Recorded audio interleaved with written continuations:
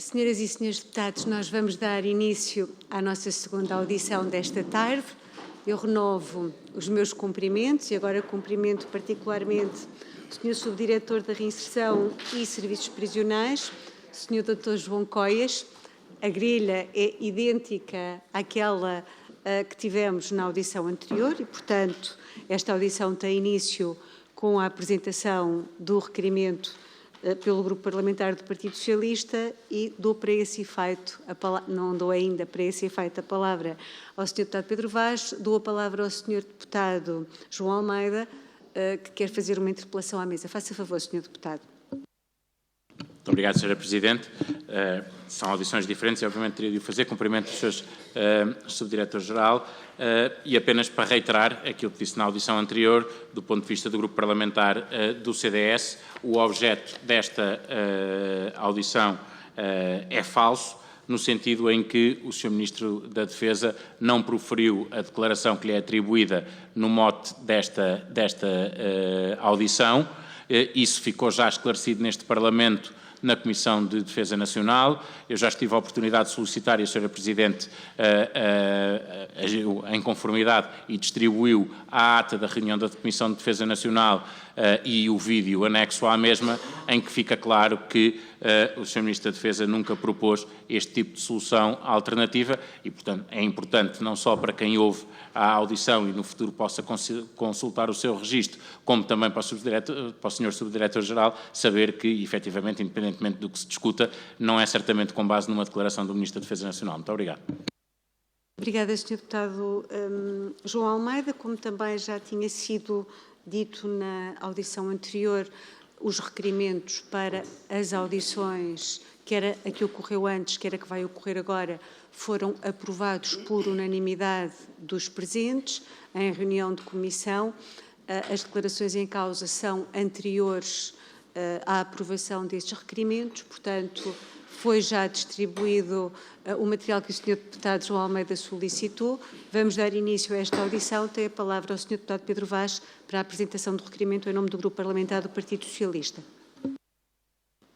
Muito obrigado, Sr. Presidente, Senhoras e Senhores Deputados, Sr. Subdiretor-Geral, Sr. Dr. João Coias. Esta audição visa tentar encontrar respostas relativamente a declarações proferidas pelo Sr. Ministro da Defesa Nacional numa iniciativa partidária, semipública, relativamente recente, no passado mês de abril, onde decidiu ou disse que deveria haver formas alternativas de incorporação nas Forças Armadas, nomeadamente através de jovens delinquentes que, nas instituições onde estavam, seriam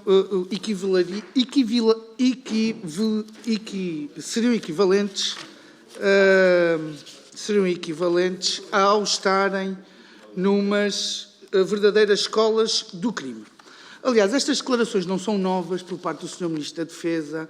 Ele teve a oportunidade, inclusive, de ter escrito na sua moção de orientação política no Congresso do CDS o mesmo, designadamente possibilitar a celebração de protocolos com as Forças Armadas para a formação de jovens em regime de internamento, beneficiários por esta via de um conjunto de valores úteis e essenciais à respectiva reintegração na sociedade, e apresentou esta medida que depois terá desdito ou que terá sido mal interpretado, no sentido de apontar isso como uma solução para os problemas relacionados com as Forças Armadas, nomeadamente em matérias de recrutamento e falta de quadros profissionais nas Forças Armadas. Obviamente que essa não é a solução relativamente aos problemas que atravessam as nossas Forças Armadas e que esta não é de todo a solução relativamente à reinserção ou reintegração na sociedade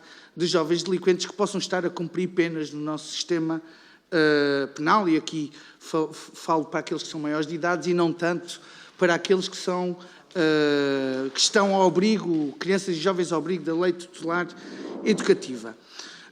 Estas declarações criaram um mal-estar significativo. Desde logo tivemos os chefes dos 4 ramos de Forças Armadas a expressarem incómodo público, tivemos também manifestações públicas de anteriores líderes ou anteriores chefes de Estado das Forças Armadas também a dizerem que esta não era de toda a solução relativamente aos problemas das Forças Armadas, e eu gostaria de perguntar ao Sr. Subdiretor-Geral, gostaria de perguntar aqui várias coisas. Desde logo, saiu a público que este serviço militar obrigatório, que pelos vistos é uma hipótese académica ou teórica, foi isso que mais tarde o Sr. Ministro da Defesa Nacional disse, de acordo com aquilo que saiu a público, só estariam abrangidos por esta medida, ou se eventualmente fosse implementada uma medida destas, só estariam abrangidos cerca de 136 jovens, sendo que desses 136 jovens, apenas 22 são maiores de idade. E eu gostaria de saber se estes números correspondem ou não à verdade, e se assim é, como é que isto resolve o problema das Forças Armadas. Depois, gostaria de perguntar ao Sr. Subdiretor-Geral mais 2 questões. Foi aqui falado na audição anterior, relativamente a medidas que estavam ou que não estavam, nomeadamente no que diz respeito às declarações do Sr. Ministro da Defesa, que eram não assunto, porque não estão no programa de governo, do governo essa medida. No entanto, estão outras, e eu gostaria de saber se foi ou não foi comunicado à Direção-Geral de Serviços Prisionais que estudasse algumas destas coisas que eu passarei a enumerar. Diz o programa de governo que devem ser estudadas novas formas de recrutamento voluntário para as Forças Armadas. Gostaria de saber se foi dada alguma indicação. Gostaria de perguntar se foi dada alguma indicação à Direção-Geral de Reinserção Social que estudasse formas de incorporação ou de recrutamento voluntário como medidas substitutivas de penas. Diz também, na página 86, o desenvolvimento de programas específicos nas áreas da delinquência juvenil. E eu gostaria de perguntar se tem conhecimento, se sabe ou se foi dada alguma orientação à Direção-Geral de Serviços Prisionais no sentido de apresentar programas que possam ir de encontro àquilo que foram as palavras proferidas pelo Sr. Ministro da Defesa Nacional. E eu, para já, gostaria de ficar por estas questões. Muito obrigado. Muito obrigada, Sr. Deputado Pedro Vaz. Está apresentado o requerimento e, portanto, darei agora a palavra ao Sr. Subdiretor da Reinserção e Serviços Prisioneiros, Sr. Dr. João Coias, para que faça a sua intervenção inicial. Dispõe de tempo até aos 8 minutos. Boa tarde a todos. Muito obrigado por esta intervenção que me procura esclarecer de alguma forma o que é que foi dito. De qualquer dos modos, começaria por referir o seguinte. Nós temos um quadro legal em Portugal que clarifica, em função das idades, qual é a imputabilidade penal, a intervenção da lei tutelar educativa para jovens penalmente inimputáveis e o âmbito de ação da lei de proteção de crianças e jovens em perigo. É difícil de percebermos do que é que estamos a falar, uma vez que era preciso clarificar exatamente as idades que estão aqui em causa. E, portanto, eu diria que a lei tutelar educativa muito dificilmente teria aqui cabimento, até pelas convenções internacionais assinadas por Portugal, no respeito pelo cumprimento destas medidas, nomeadamente a medida privativa de liberdade, que tem um conjunto de recomendações muito específicas e a maior parte delas estão plasmadas na nossa lei. Portanto, estamos a falar de crianças e jovens que cometem os crimes entre a idade dos 12 e o último dia dos 15, porque a partir dos 16 anos são penalmente imputáveis. Os números que refere de 136, eles vão variando, houve um aumento significativo do número de internamentos, e se é dos internamentos em centro educativo que estamos a falar, à data de ontem estavam 140 jovens, houve um aumento significativo após o período da pandemia. Não foi abrupto, foi paulatino, mas temos vindo, de facto, a registar esse aumento de internamentos, dos quais um número reduzido são jovens com mais de 18 anos. É possível que jovens que cometeram o crime entre os 12 e o último dia dos 15, ou seja, antes de iniciarem a sua etapa enquanto jovens responsáveis penalmente, que a alguns deles seja aplicada a medida de internamento e ela pode ser cumprida até por fazerem os 20 anos, ou seja, aliás, os 21, ou seja, é o último dia dos 20. Portanto, há sempre ali meia dúzia de jovens que já têm mais de 18 anos, neste momento não tenho aqui esse valor, mas ele vai variando, 20 jovens com mais de 18 anos até já é muito, neste universo de 136, mas serão sempre muito poucos. Portanto, temos aqui alguma dificuldade de compreender em que é que nos estamos a situar. Depois, se falarmos de jovens já penalmente imputáveis e se falarmos em simultâneo de pequena delinquência, ora, os jovens com crimes graves têm penas de prisão, os outros estão com pena suspensa ou em pena de execução na comunidade. Portanto, é difícil de nos balizarmos aqui. De qualquer das formas, compreendendo a questão colocada, não nos foi solicitado, em resposta à segunda questão, qualquer estudo, reflexão sobre este assunto, aliás, que foge, obviamente, da nossa área de intervenção, que eu diria que é uma área de intervenção muito técnica. Esteve aqui há pouco a Comissão de Acompanhamento e Fiscalização dos Centros Educativos, que é uma entidade autónoma que tem acompanhado o nosso trabalho ao longo dos anos e que, nesta área dos centros educativos, mas também na interseção entre a área tutelar educativa e a área da promoção e proteção, e aí sim temos algumas questões a melhorar, eventualmente numa revisão da lei, mas que tem acompanhado tudo aquilo que vimos a fazer e, portanto, reconhece, aliás, no último relatório, o esforço que temos feito de melhoria ao longo dos anos em que nos têm acompanhado e fiscalizado. Apesar de termos dificuldades, e temos, de recursos humanos, apesar de termos dificuldades e termos algumas estruturas habitacionais que necessitam de melhoria e que estão em recuperação, até pela resolução do Conselho de Ministros que foi aprovada em outubro e que já previa um conjunto de iniciativas para os centros educativos, mas apesar disso, a nossa intervenção é uma intervenção técnica de reabilitação dirigida à prevenção da reincidência dos jovens. Muito obrigada, Sr. Subdiretor. Eu agradeço a clareza das respostas que nos trouxe. Vamos dar início à ronda de questões dos grupos parlamentares. Começamos pelo Grupo Parlamentar do PSD. A Sra. Deputada Paula Margaride tem a palavra. Muito boa tarde, antes de mais, Sra. Presidente, os cumprimentos do Grupo Parlamentar do PSD, bem como também aos ilustres colegas aqui desta Comissão e agradecer de uma forma muito especial ao Sr. Subdiretor-Geral, Dr. João Henriques de Oliveira Coias, a sua presença aqui nesta primeira Comissão. E colocava-lhe já de antemão uma questão relativamente ao que acabou de dizer.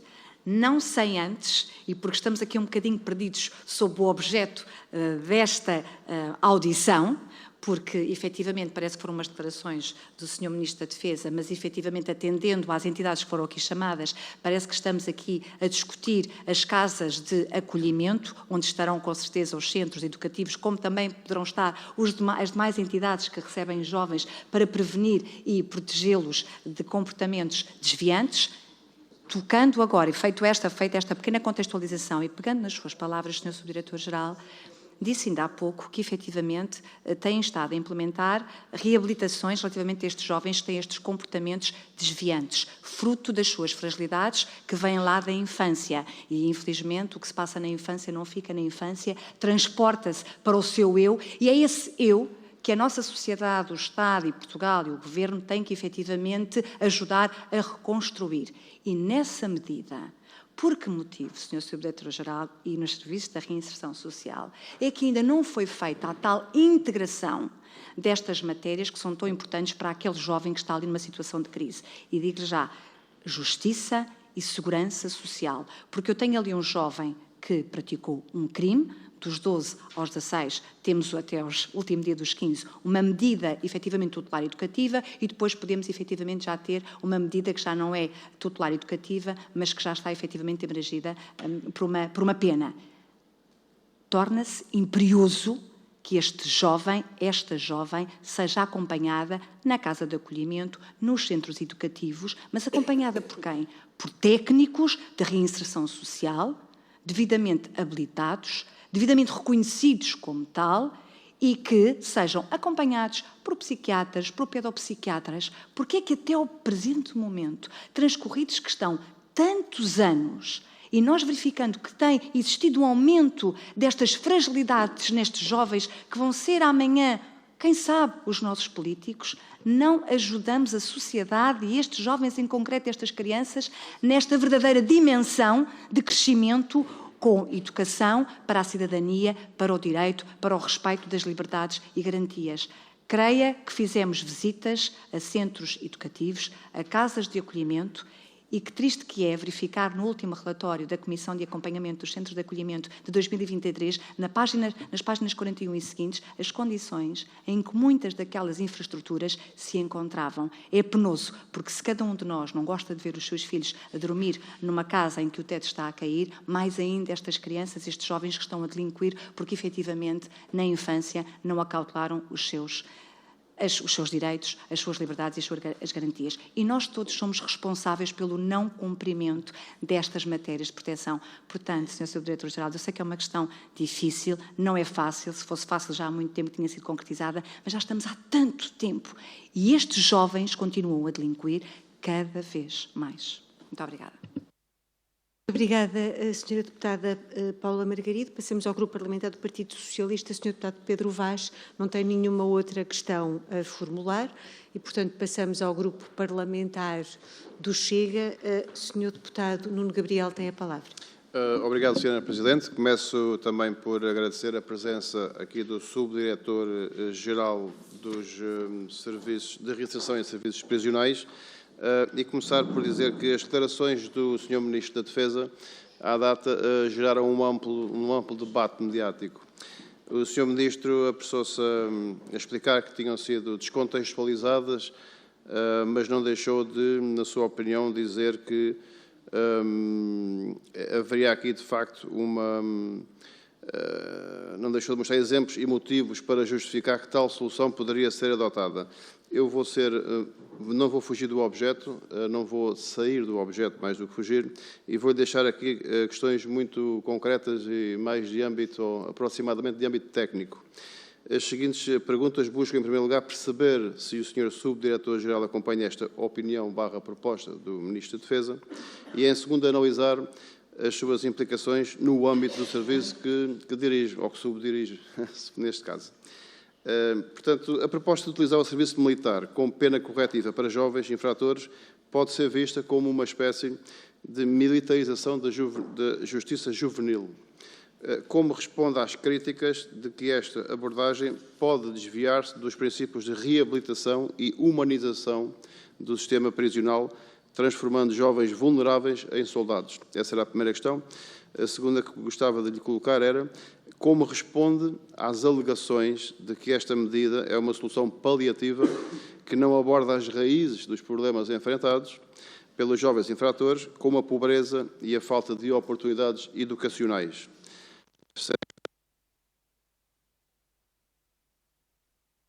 Onde afirma que as instituições de reinserção social para os jovens, e passo a citar, só funcionam como uma escola de crime para a vida. Quarta questão, como é que vê esta transferência de responsabilidade para as Forças Armadas, que tradicionalmente não são treinadas para lidar com questões de reinserção social? Próxima questão, considerando o foco atual em abordagens de reinserção social baseadas em evidências, como vê a proposta de utilizar o serviço militar como uma forma de pena corretiva para jovens infratores, em termos de eficácia e impacto na reincidência? Aqui era importante o impacto na reincidência. Como acredita que estas preocupações éticas possam ser abordadas ou mitigadas? E eu digo essas preocupações éticas porque a integração de jovens infratores num contexto militar pode levantar essas questões éticas significativas que acabei de elencar. Para terminar, Sr. Subdiretor-Geral, dada a diversidade de delitos e as complexidades individuais dos jovens envolvidos, como acredita que a proposta do Ministro da Defesa se alinha com os princípios da justiça restaurativa e personalização da pena, fundamentais na moderna prática de reinserção? Obrigado. Muito obrigada, Sr. Deputado Nuno Gabriel. Tem agora a palavra o Grupo Parlamentar do CDS, Sr. Deputado João Almeida. Obrigado, Sra. Presidente. Sr. Subdiretor-Geral, eu queria, em primeiro lugar, dizer ao Sr. Subdiretor-Geral que, em nome do Grupo Parlamentar do CDS, nós só podemos pedir-lhe desculpa, porque o Sr. Subdiretor-Geral teve e disse, tinha dificuldade em comentar algumas matérias inicialmente. Eu diria que, mesmo assim, conseguiu algo que é muito difícil, que é conseguir comentar alguma coisa que não existe, e foi certamente por esforço e por dedicação, porque é muito difícil nós efetivamente comentarmos e dissertarmos sobre aquilo que efetivamente não existe. E o que é que não existe? Não existe nenhuma proposta de substituição de penas por regime militar, não existe nenhuma proposta de incorporação nas Forças Armadas de delinquentes com qualquer tipo de pena. Portanto, qualquer questão sobre a graduação da pena é absolutamente inútil, porque não há nenhuma proposta para pena nenhuma, não existe nenhuma proposta para nenhuma idade e, portanto, qualquer divagação sobre esta ou aquela idade é inútil, porque não vai existir para idade nenhuma, e sobre a utilidade ou não poderá existir em termos académicos e, obviamente, o Subdiretor-Geral, se quiser dizer em termos académicos o que é que acha, obviamente é livre e nós apreciaremos a opinião. A questão que é evidente é que durante esta legislatura não haverá nenhuma alteração nesse sentido e não poderia ser mais evidente isso do que a resposta que o Sr. Subdiretor-Geral deu quando foi perguntado se foi pedido algum estudo. Pois, com certeza, não foi pedido nenhum estudo porque não há nenhuma proposta, nem vai haver durante a legislatura. E, portanto, aquilo que fica claro neste momento é que, independentemente da opinião que cada um de nós possa ter, das experiências comparadas que possam existir noutros países, em Portugal, durante esta legislatura, os próximos 4 anos, não haverá nenhuma alteração entre a relação que não existe e continuará a não existir entre a reinserção social, o cumprimento de penas, o regime de penas e o serviço militar. Portanto, ficando claro esta matéria, qualquer opinião que tenhamos sobre esta relação será sempre uma opinião sobre uma relação que não existe e continuará a não existir. Muito obrigado. Muito obrigada, Sr. Deputado João Almeida. Está assim concluída a ronda de questões dos vários grupos parlamentares. Portanto, resta-me devolver a palavra ao Sr. Subdiretor-Geral da Reinserção e Serviços Prisionais para a sua intervenção final. Tem a palavra, Sr. Subdiretor-Geral. Muito obrigado. O Sr. Deputado do CDS resolveu parte dos problemas. De facto, se não existe, não vai existir, então não vale a pena estarmos aqui a ficcionar, porque se não existe uma proposta que seja trabalhável, então não faz sentido estar aqui com grandes comentários. Diria só que qualquer análise sobre alternativas que se possam equacionar, costumamos dizer que a roda já está inventada, alguém já estudou e, portanto, aquilo que temos sempre que fazer é ver as experiências que já existem, estudar como é que elas fazem sentido na sua adaptação a Portugal e ficamos por aí, ou seja, estamos no domínio estritamente científico e a intervenção de justiça juvenil é cientificamente suportada. Queria, no entanto, falar um pouco sobre a questão desta relação que existe entre o que são as casas de acolhimento e os centros educativos, a Lei de Proteção de Crianças e Jovens em Perigo e a Lei Tutelar Educativa. A quando da reforma do direito de menores, através das leis que foram publicadas em 1999, entretanto já revistas, a LTE foi revista em 2015, e precisa de alguns ajustamentos finais. A ideia era, de facto, partir de uma lei antiga, que era a Organização Tutelar de Menores, que tratava da mesma forma os jovens com comportamentos delinquentes, daqueles que eram jovens em risco e que esse risco se transformava num perigo para o seu desenvolvimento, e daí o conceito de risco ser um e o de perigo ser outro. As leis separaram estas duas realidades, mas a filosofia que estava na reforma do direito de menores não era que elas ficassem de costas voltadas, e foi isso que a prática veio a mostrar. As casas de acolhimento, como sabem, estão no âmbito da intervenção protetiva, dos processos de promoção e proteção, não são comparáveis aos centros educativos. Os centros educativos são estruturas diferentes, mais securitárias e com programas terapêuticos que procuram dar resposta às características destes jovens de acordo com aquilo que nós chamamos uma avaliação do risco, da necessidade de intervenção e da sua capacidade de resposta a essa intervenção, de forma a prevenir a futura reincidência. Só vale a pena o Estado intervir se há risco de reincidência, porque muitas das vezes, e isso é muito importante clarificar, na nossa avaliação pré-sentencial procuramos discriminar se o incidente é um mero incidente de percurso, no desenvolvimento da personalidade, e esses temos que os retirar de uma intervenção de justiça, daqueles em que o risco de reincidência é real e, portanto, esses necessitam de uma reeducação, de uma intervenção corretiva. Daquilo que disse, de facto, nós não pretendemos criminalizar a pobreza, porque a pobreza é um risco, mas nem todos os jovens pobres entram em perigo de delinquir.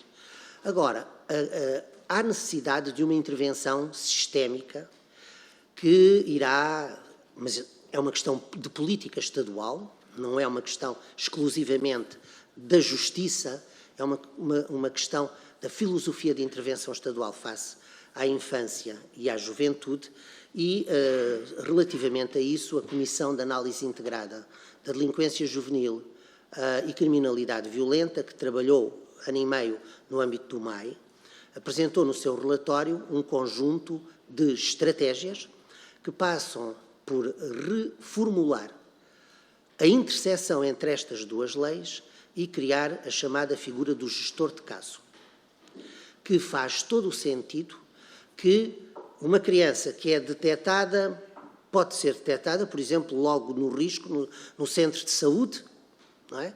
Ainda bebê, pode depois ser detectada esse risco nas suas dificuldades de inserção, nomeadamente escolar, e estamos sempre a falar das forças de primeira linha, não é?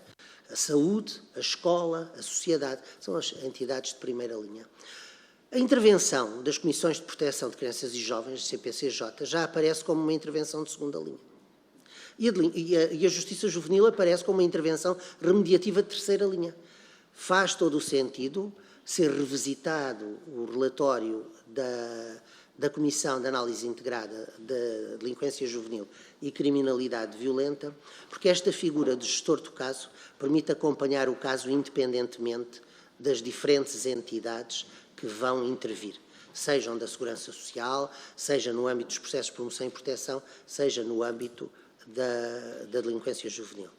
E por isso estamos preocupados, sempre estivemos, em que estas duas leis, que, como diz a doutora Farmaus, são primas, elas não são irmãs, são primas, mas são leis que se completam, que ela seja reforçada essa interação e que esta figura do gestor de caso possa passar a ser uma entidade que acompanha todo este processo. Por isso, estamos preocupados, precisamos de continuar, mas sem dúvida que, chegados aqui, aquilo que nós fazemos nos centros educativos é uma intervenção de qualidade que não nos envergonha na Europa.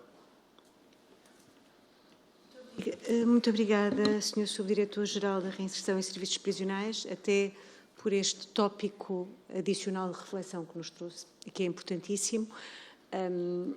Na verdade, nós ficámos muito satisfeitos em 2000, penso, como comunidade, com esse novo modelo que separou os jovens em perigo dos jovens que tinham praticado factos típicos e ilícitos e que, portanto, iriam para um centro tutelar educativo, mas na Europa inteira os números mostram que existem fenómenos de migração que são muito preocupantes, ou seja, jovens objeto de medidas de proteção que estão em casas de acolhimento, que depois vão para centros tutelares educativos porque praticaram algum facto típico ilícito e depois vão para o estabelecimento prisional ou abrigo do direito penal para jovens adultos e, portanto, isso obriga-nos a todos a uma reflexão muito profunda sobre o modelo. Ficamos muito gratos por nos ter trazido esse elemento adicional de reflexão. Penso que chegamos ao fim desta audição. Renovo os agradecimentos ao Sr. Subdiretor-Geral. A próxima audição acontecerá às 17 horas, às 17h30, e, portanto, vamos agora fazer uma pausa nos trabalhos. Muito obrigada.